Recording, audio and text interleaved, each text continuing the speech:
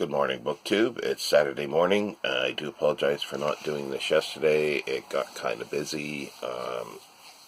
After work last night, I had to have groceries delivered, and that was an experience. I placed the order over 2 weeks ago,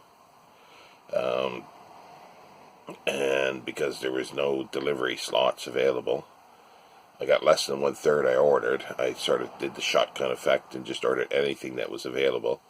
There were a few cans left that I had ordered. No cans, no milk, no bread, no butter, no mince beef, no sausages, no eggs, no rice, no pasta, no toilet paper. Didn't get a whole lot, to be honest. I got enough to keep me going, mostly some frozen sort of prepared meals, and I don't really care for those, but I don't have much choice at the moment. No potatoes either. Not sure why potatoes were out, but there you go. Anyway, let's get back to the real world here. I've been reading E.V. Lucas's essays from Domesticities, his published book, 1900, A Little Book of Household Impressions. As I was saying, E.V. Lucas was born in 1868 and died in 1938. Late Victorian, Edwardian, humorist, writer, publisher, editor.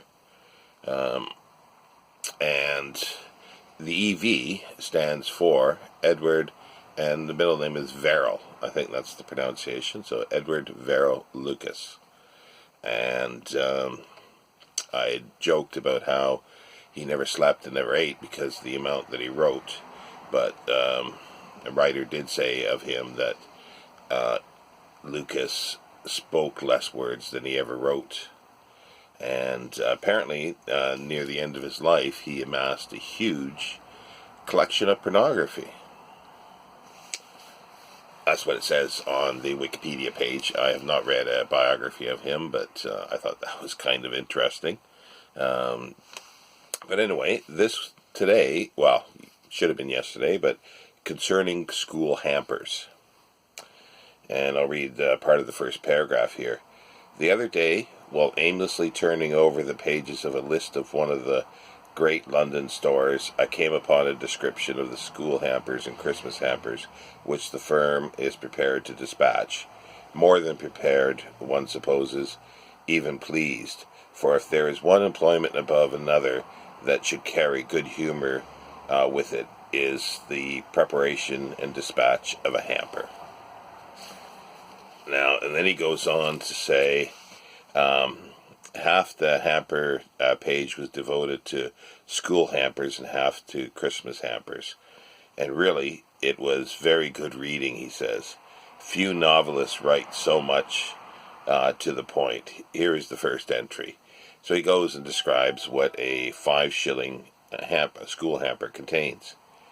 2 pounds of currant cake, 1 ham and chicken sausage, 1 jar potted meat, 1 jar of jam, 1 jar of marmalade, 1 bottle of sweets, 12 oranges, and 2 pounds mixed nuts. Yeah, he's not sort of too, like he's saying, what expression of satisfaction is now most in favor at school? I cannot say. Is it ripping or jolly decent? He's not sure, but he says he's heard both terms. I don't know what people would say now. I would say cool, but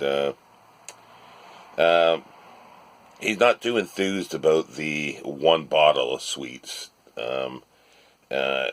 It says it's a questionable inclusion. Butterscotch, toffee, and chocolate would have been better, he thinks. And he objects to being called a jar of jam. It should be a pot for him.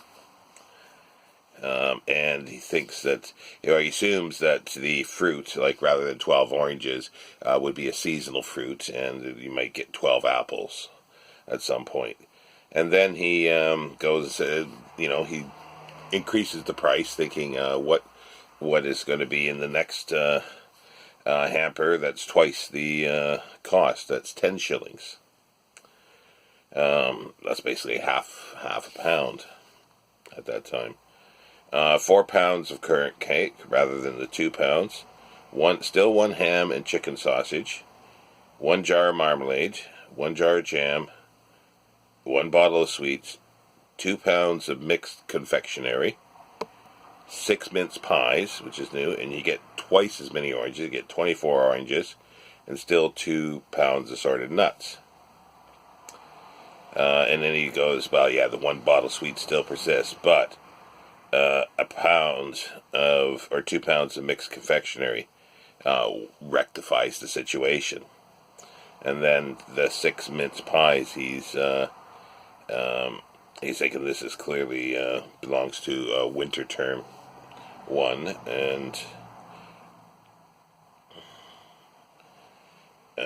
he says he doesn't really like the idea of the ham and chicken sausage himself, but he thinks that boys infinitely prefer sardines, and he thinks there should be sardines there instead.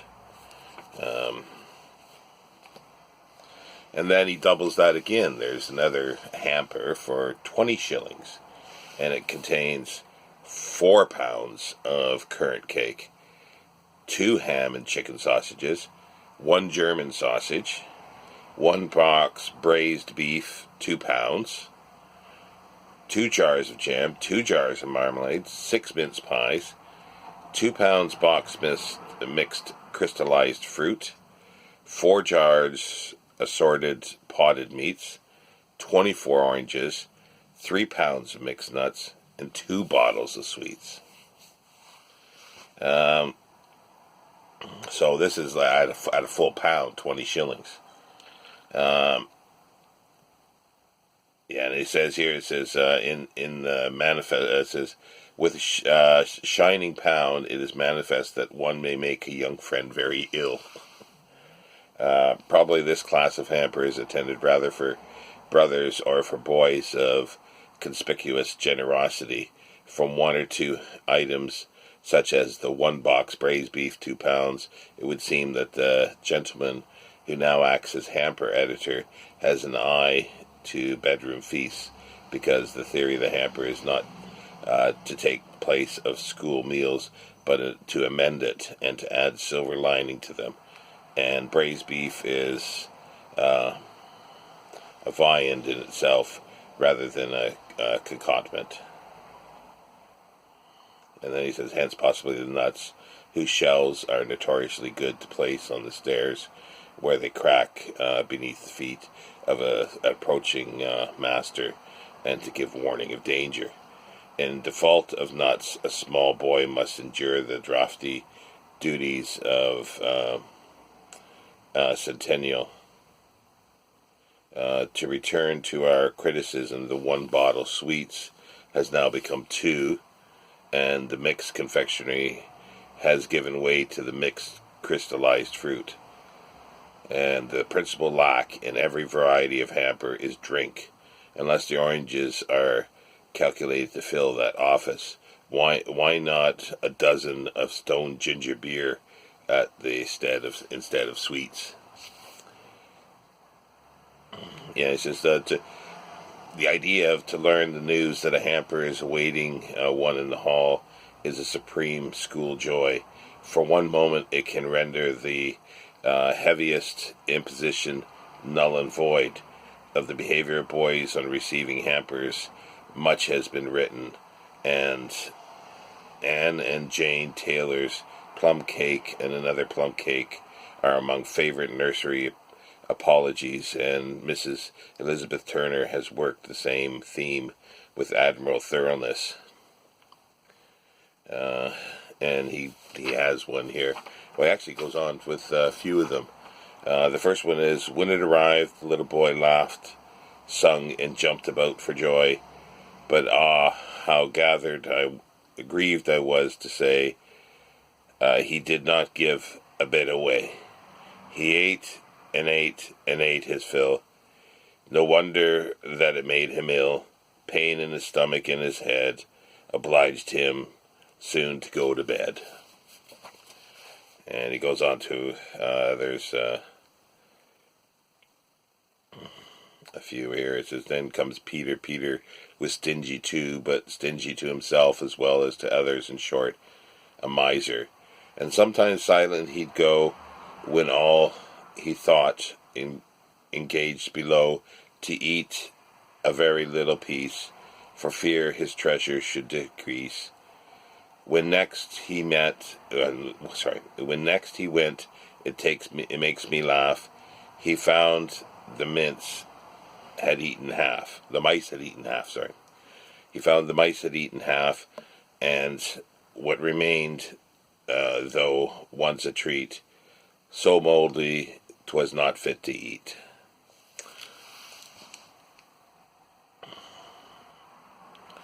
Yeah, and he says quite as interesting a study to the psychologist is the conduct of the other boys when one of their schoolfellows receives a hamper. But there are pleasanter matters for injury, poor human nature. And he's saying the hamper is not for food alone, and also the traveling compartment of livestock. Dogs who travel without a ticket usually do so in a hamper. So it's what do they call those? Wicker. Wicker hamper. And they use, at that time they were used for other things, like for cats conveyed by means in a hamper.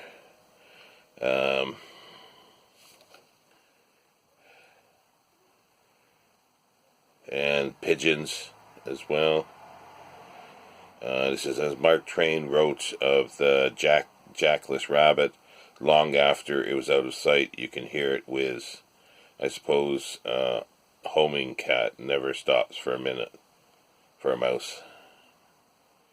Yeah, carrier pigeons are conveyed in hampers to the place where the flight is to begin. But not all birds are so lucky. It says the store-supplied hamper is, I take it, designed to meet the requirements of the bachelor uncle who has no kitchen where he may prepare one. It therefore has notable uses, but the hamper, as most boys understand it, is a homemade blessing, more than the friendly intellect has contributed to its plenishing. Cook knows Master Tom's taste as well as anyone, perhaps better.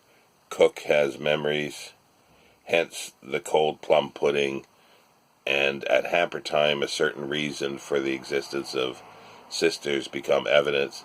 They can make toffee. The one bottle sweets is unknown to homemade hampers, but a bottle of raspberry vinegar has sometimes found its way therein. I have also a recollection of donuts, quince jam was of old and stimulating surprise, but the crowning triumph for any hamper, of course, is the cake. That is the nucleus. All else is accessory, he ends. Clearly, not everybody would have went to a private school, or here it's public school, and would have had the ability or the money. The family wouldn't have had money to send or have this kind of luxuries for their children. But it's still nice to read. Even so, I think the first time I came across the idea of a hamper in Canada was watching All Creatures Great and Small. And I remember after James, the vet, treating Mrs. Pumphrey's Tricky Woo, he gets a Christmas hamper full of wine and cheese and all sorts of stuff, caviar and so forth, from Fortnum and Mason's big shop. And he might be talking about Fortnum and Mason's in here, or Harrods, I suppose. He doesn't name the shop. But anyway, that is number 5, and the next essay is concerning catalogs. So I will see you then. I'm not sure I'm going to do them over the weekend. This is in lieu of, which should have been yesterday, but we'll see how it goes. Anyway, have a good evening. Keep safe, everybody, in BookTube and, well, everywhere. And here they've decided to do a partial lockdown. They've ordered the closing of pubs, anywhere where people congregate for socially, which includes museums, leisure centers, restaurants, and so forth. But anyway, we'll see how it goes. Take care.